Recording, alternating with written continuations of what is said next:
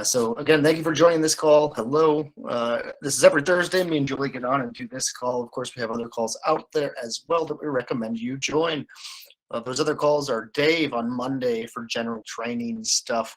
We also then have Devin doing marketing training on Tuesdays, Joe, the CEO, doing financial and general Q&A as well on Wednesdays.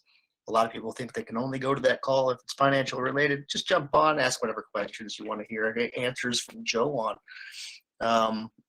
And then Thursdays, of course, here we've also introduced the Saturday call for anybody that can't make those weekday ones. Again, with Dave, kind of a basics on training. Great to go to those classes, and any questions you might have for Dave, he should have an answer. If not, he knows who to go to find that answer. He'll get it for you. Always a good thing to take advantage of the resources that we do offer out there. So I'm excited that we offer all these classes. It's great. You don't have to go into them every week. You don't have to stay on the entirety of any of the calls either. Come for 5 minutes to any of them. It's worth the time. As always, I start these calls off by making sure you guys are also aware on the right-hand side on the back end of the software, there's a Get Help button, Help Center. If you click that, there's several things in there. One of which, of course, will take you to the support desk. Another take you to our knowledge base, which we're trying to keep up to date and on top of. That'll allow you to search through any of our support or help articles to explore different features in the software. Hopefully we have answers for you in there when you search for them. If there's no answers for them, we actually are coming up with a gamification system where the clients themselves will be able to put support articles into our knowledge base, and we'll reward you guys for doing so. If they're solid articles, they're actually helpful. On top of that, we are also really trying to stay on top of the changelog and features updates. You'll see that when you click the Help Center and you go to the, I think right now it says features and fixes. If you click that button, it'll lead you to, on your instance of the software, the new stuff page. So today, the first kind of section of the call is me, myself, going through things that I'm excited about, things that are coming up, and just general things that we're working on, right? There's no screen share or anything like that. It's just me chatting. Anytime you have questions, jump in, and I'll also open up for questions throughout the call too. All right, there we have it. So again, we're meeting every Friday as a team and trying to get release notes added to anything that does not already have them. You'll see a bunch of release notes updated around the 11th and the 15th inside of the new features and improvements section. So I am actually going to kind of start by running through a few of these changes that we've had come through in that time. Going back a little bit further. Okay, here we go. So far in March, we had an update to the search bay messaging go out. And so again, search bay messaging is when in your location setup in the auto dispatch tab, at the very bottom of that, there's something called auto buffering. Auto buffering, if you're not using it yet, you definitely should be. It's like, hey, once there's 4 orders to every 2 drivers, well, I guess that's equal to 2 orders per 1 driver, we're going to go ahead and increase our quote times by X number of minutes.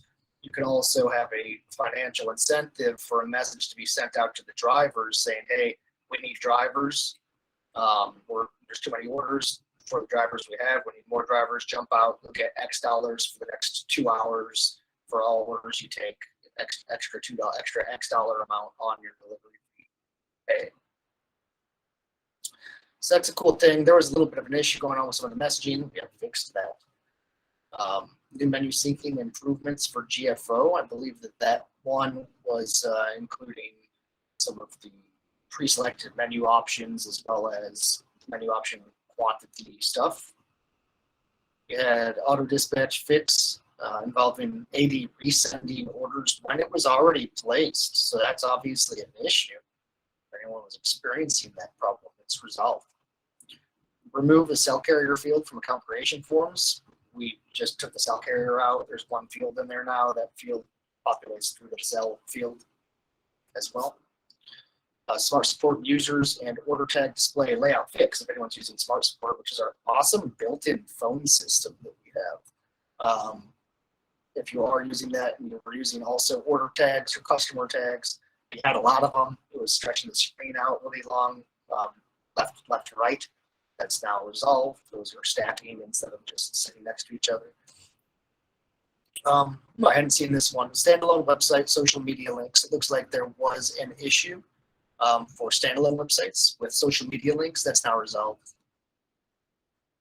Next one here is beautiful. It's this fantastic video that Nicola has made. Again, Nicola is really lead of documentation department, working directly with me, as well as working directly with the QA testing team to ensure that the notes are going out and we're getting good video documentation and that everything's staying organized on YouTube.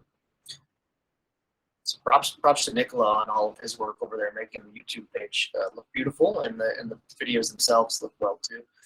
So we did do an update. This is pretty worth talking about.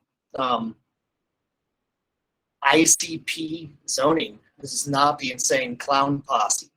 This is independent courier partners. So it used to be called ICP zoning, ICP, independent courier partners. Now we just call it what it is. It's courier setup. When you go into your locations area, you will be able to see a tab called courier setup. Click on that. There's a video in there. It'll show you what's up.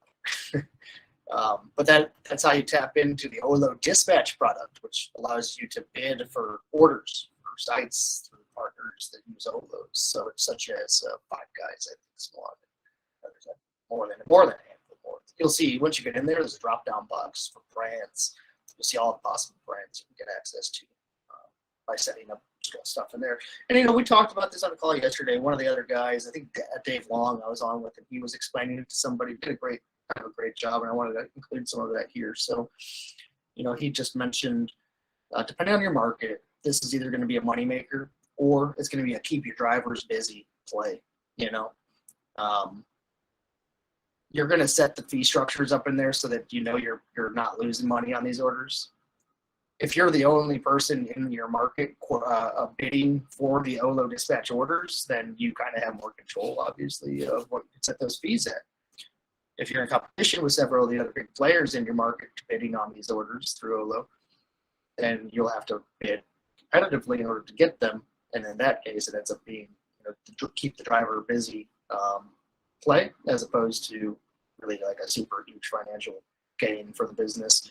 Of course, any of these other things, like if you can get an order that you wouldn't have gotten anyway, and you can make a nickel on it, and you gain a new customer, worth it, right? That's been my mindset since I've started getting involved in any of this stuff. So if I make any money on it, the driver makes money, he's busy, he's making money, he's staying loyal to the business. I maybe get a new customer for it. I didn't have to spend marketing dollars to get that customer. In fact, I made money on their first order still, and I'm good. I'm happy with that. Anyway, that's the courier stuff. Anybody have questions about ICP? Or, again, it used to be called ICP. Now it's called just courier setup. I want to go ahead and clear something up too. There's 3 things now then in the software called courier, and that can be confusing. So there's this, right, which again, courier setup in the location. It's a tab in the location area, and that's going to be how you tap into OLO dispatch product.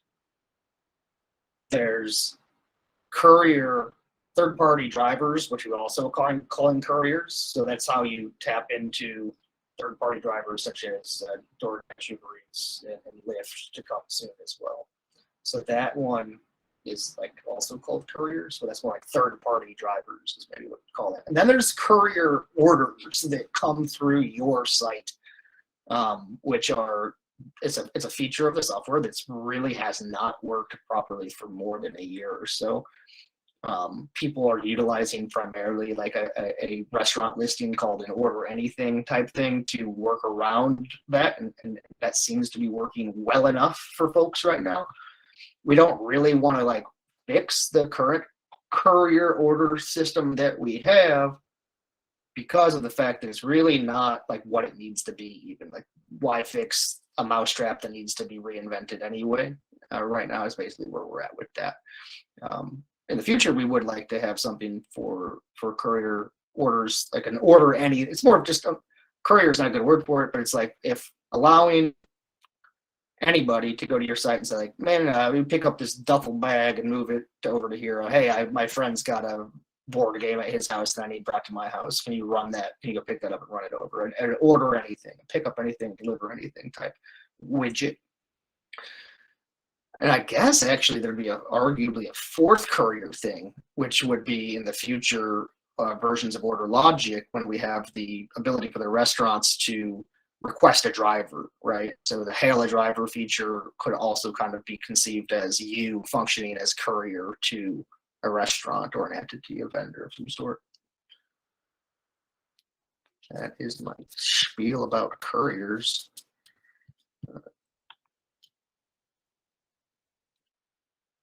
Continuing to look through here, some server speed improvement, driver customer communications update, some 1099 update stuff. Really, just to be straight, I mean, since the last week till now, we have been focused completely on server speed. As y'all know, we've had a couple of more blips than normal in the past few weeks. Some of those external, a couple of them internal. And so we've really been spending time, like on Monday, I was actually on the phone nonstop for 7 hours with the guys, right? Just like the whole day, start of the day at least, just talking through and getting that organized and really hunting for these problems and then fixing them, right? So that's what we've been up to the past week and a half, 2 weeks. I'm going to run through, again, got to jump off in about 2 minutes. I'm going to run through some of the higher level items, less of the nitty gritty that I was doing before. A lot of work on GFO strengthening, a lot of work on POS strengthening. Julie, more on that, you know. The third-party integration with Lyft, DoorDash, that's coming up. Stripe, sliding, scale, auth. Again, that's kind of a rework of the manner in which we're handling the overall situation. It's going to be much better for clients and consumers. Working on a little GFO dashboard for you guys. Working on this internal marketing system. Getting that third-party driver stuff fully ready for global release.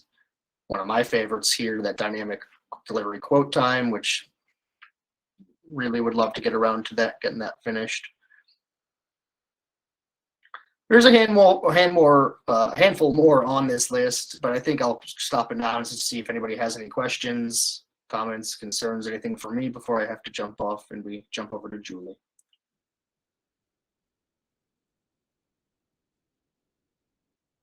All right, sorry for being a little bit scattered today. Julie, going to pass it over to you, and then I'll maybe stick around, and I'll be on this other call that I got to get to, but hit me up on Slack if there's any questions, and I'll do my best to respond. All right, sounds good. All right, thank you, guys. Well, hello, everyone. So that was sort of an overview of some new features and updates. I'm going to get into a little bit of GFO and POS integration overview. Not too much new stuff happening since last week's call, but I do see some new faces, some new names in here that weren't on last week's call. So you might have seen on your backend dashboard a little pop-up notice that we have a new Clover Direct POS integration available. If you click on that little notice, or if you just go to the Help Center and the knowledge base and search Clover, you'll see an article pop up. It's just a couple paragraphs long explaining this new POS integration, and we are in a trial period right now for the rest of March and into April.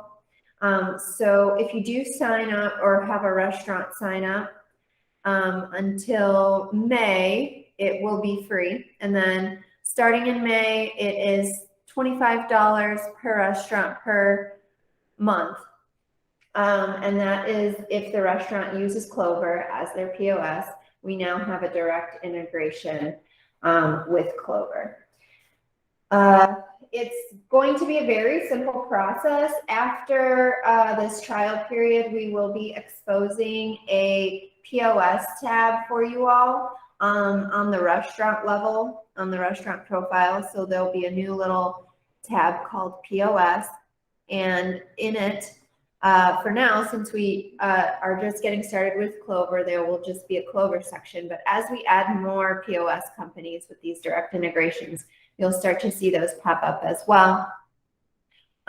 You will be able to pretty much do this POS integration yourself without needing to wait on a DeliverLogic support staff member. If you take a look at that help article, you'll see the instructions. You do need a few pieces of information from your restaurant partner and from their POS. A couple snippets of a merchant ID and an API token. So little pieces of code there.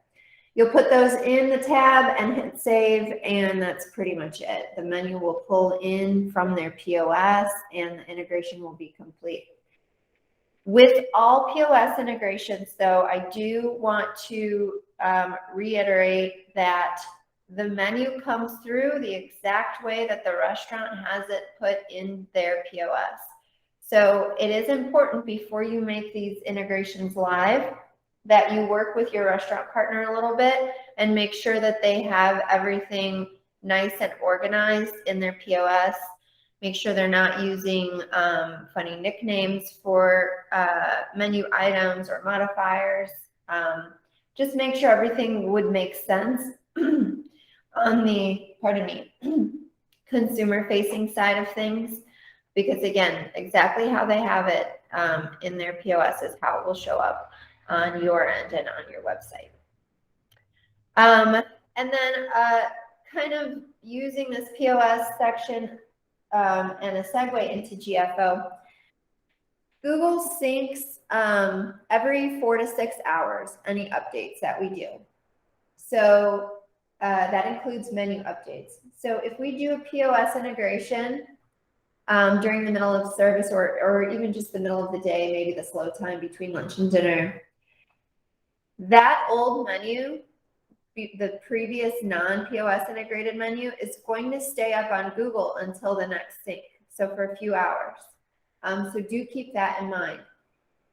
If you are doing a POS integration with a restaurant that is listed on GFO, it might be a good idea to do that, to complete that integration either early in the morning or maybe later on in the evening after you've finished deliveries.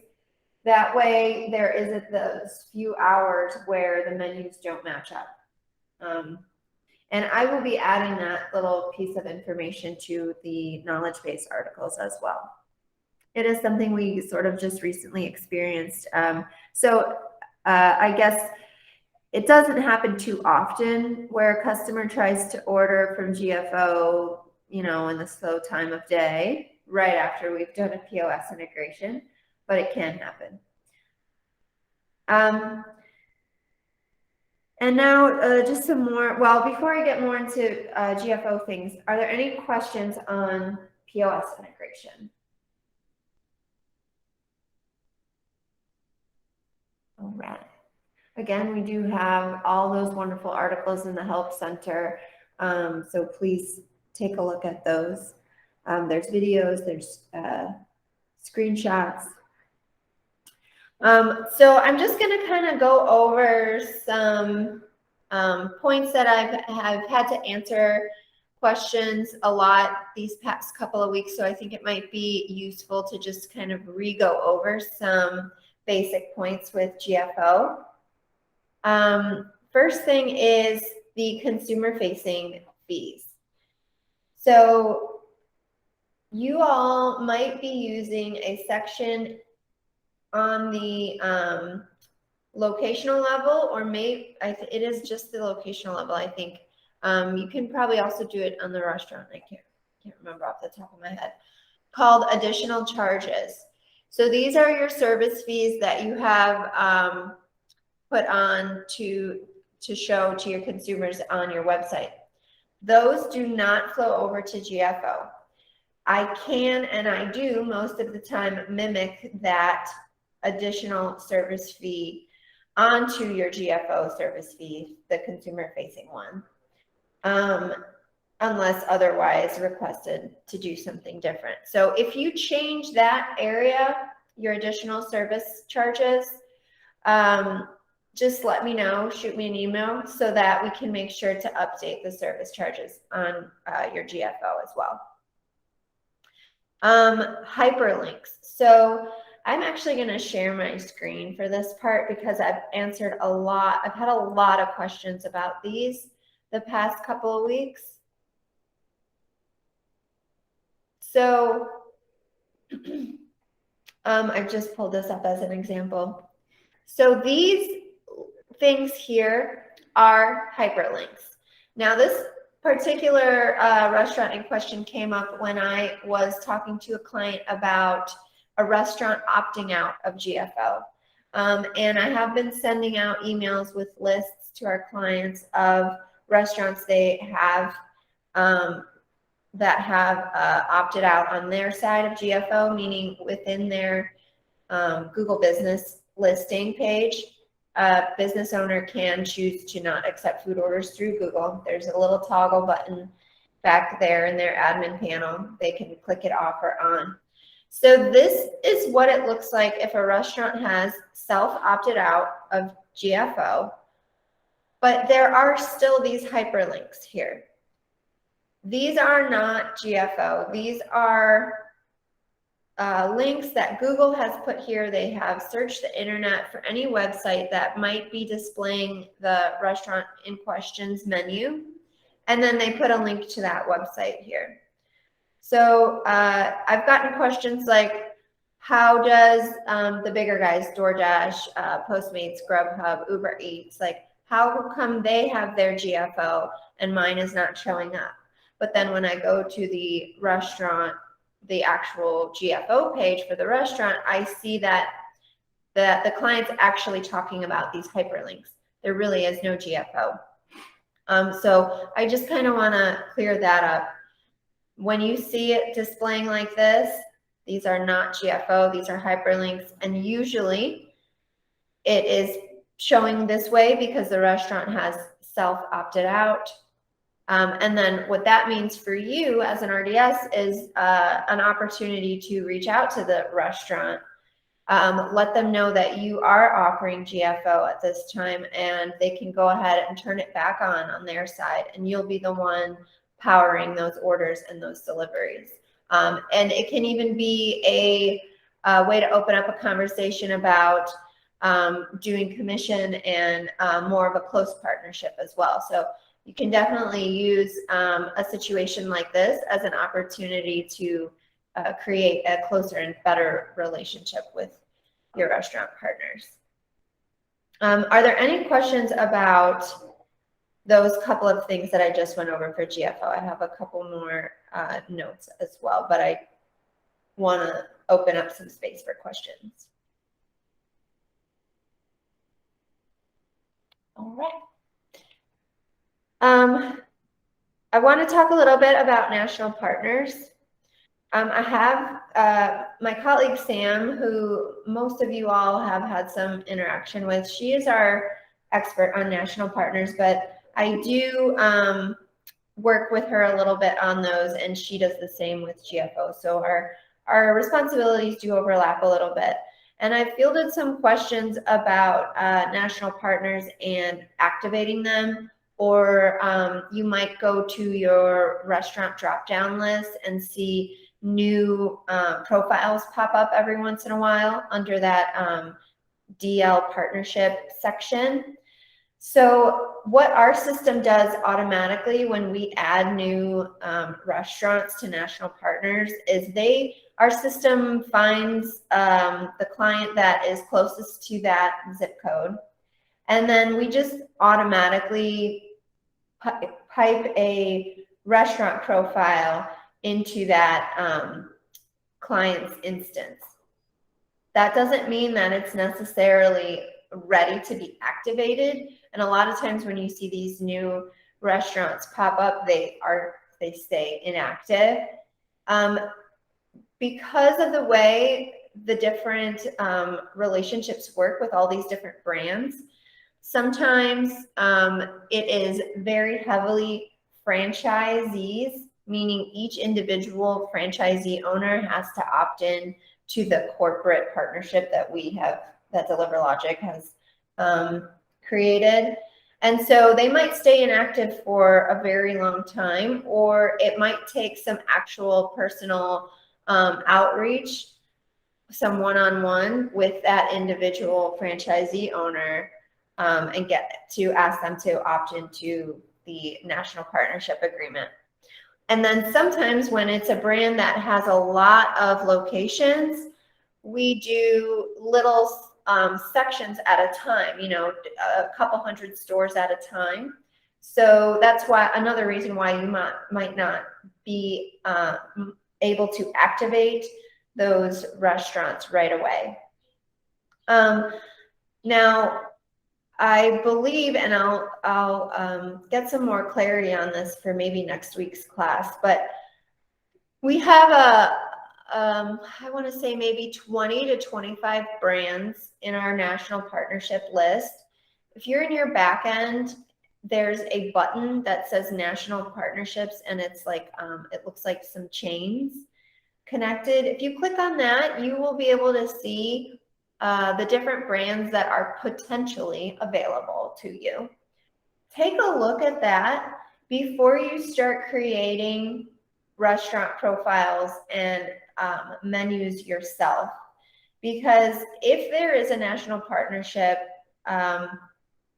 profile for that restaurant and we're able to activate it for you, but you maybe didn't know about it, and then you went ahead and you created a separate restaurant profile, paid for a menu to be made, all that stuff. You know, it's duplicating, it's extra work.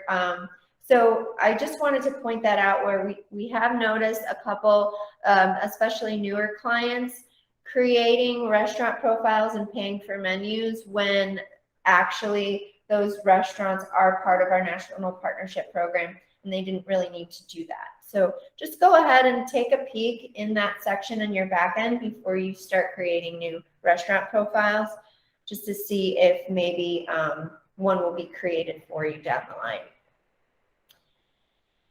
Any questions about national partnership, GFO activation? All right. I'm just going over my notes here. Like I said, there hasn't been too much new things going on.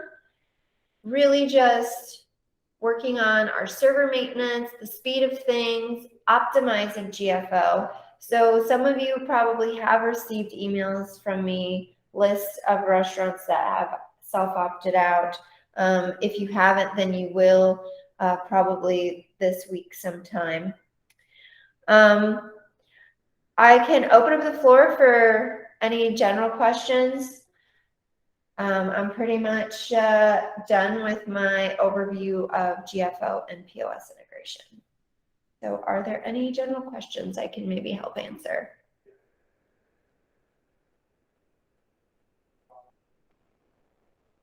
All right.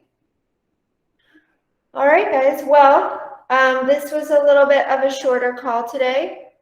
I hope I was able to answer some questions, but you all know you can reach out on Slack or through email.